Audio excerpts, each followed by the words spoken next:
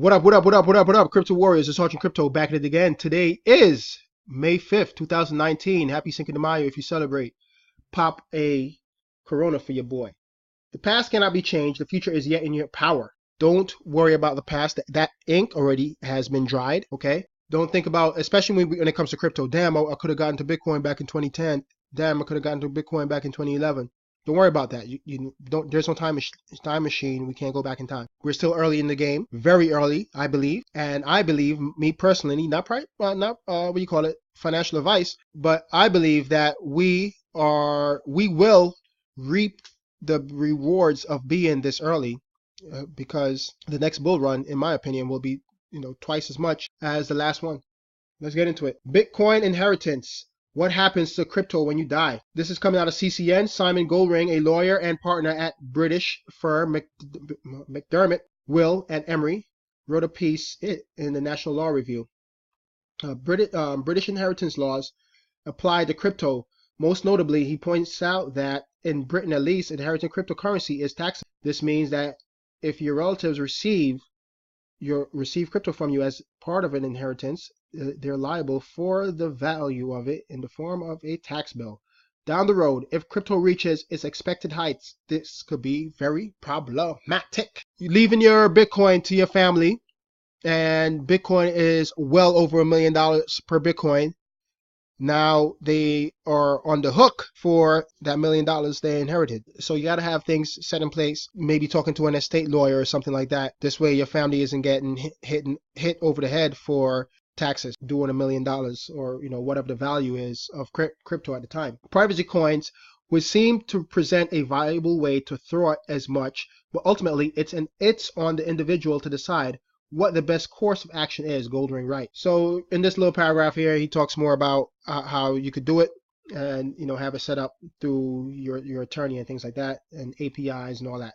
Hal Finney, one of the first people that Satoshi Nakamoto himself sent Bitcoin to, put the private keys to a sizable hoard of Bitcoin in a safe deposit box so that when he died, his family could have them. Now, he wrote this saying, they're talking about a lawyer here, this is a quote, "This discussion about inheriting your Bitcoins are more than academic interest. My Bitcoins are stored in our safe deposit box, and my son and daughter are tech savvy. I think they're safe enough. I'm comfortable with my legacy." Excuse me. So you got to have that discussion with your family, or at least let them know how to have access to your private keys and your seed phrases and things of that nature, if you have cryptos. This part right here, this last paragraph, talks about saying Facebook eventually had to find a way to let relatives close down accounts of the deceased. Bitcoin companies will need to start developing solutions to the problem of inheritance as well. And they're talking about exchanges, for instance. So if you have your coins on the exchanges, that you should anyway, right? But if you have your coins on the exchanges and you pass, your family should have some way of accessing them. If you, like, say for instance, what's it called?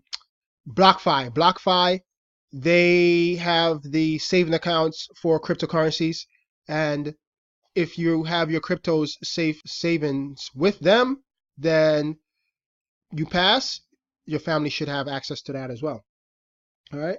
So that led me to this one right here, where I remembered this gentleman, $500 million worth of Ripple loss after owner dies suddenly, where he purchased $2 million worth of XRP when it was still called Ripple back in the day.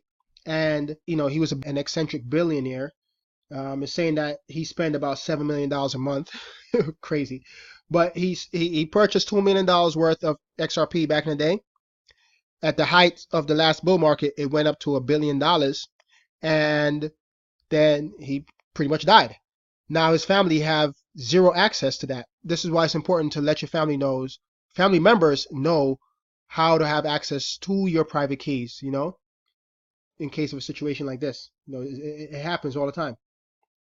Next, Bitcoin surges by plus 400%, hits $30,000 on CoinStat. causing people to spill drinks and have mini heart attacks, baby. This is coming out of AMB Crypto, and it wasn't true.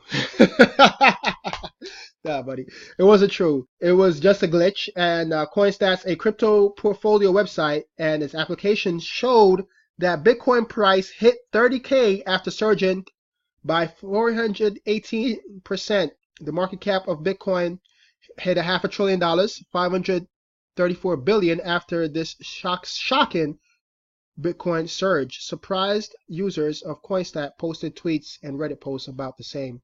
So these are the tweets about it, and you know, everybody thought that they were instant millionaires and all that stuff, man.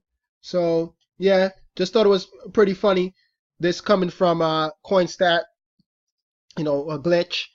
And I like the graphic they have here of this, you know, woman, this young lady here screaming, thinking that she made it rich, and probably may have just found out like, nah, I'm not rich, I'm still broke. All right, man. Let's just you know, discuss these articles in the comments section below. Do you think that it's important to have your family members know your private keys?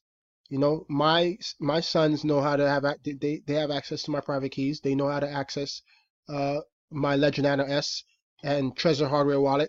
So these are things that you got to talk about, man. Things happen, and you just don't want to have your cryptos being lost out there and you know, lost and gone forever. You know, we know that Bitcoin, there's over 4 million Bitcoin lost and gone, and no one has access to them ever again. You don't want your cryptos to end up in that same batch of being lost and gone forever.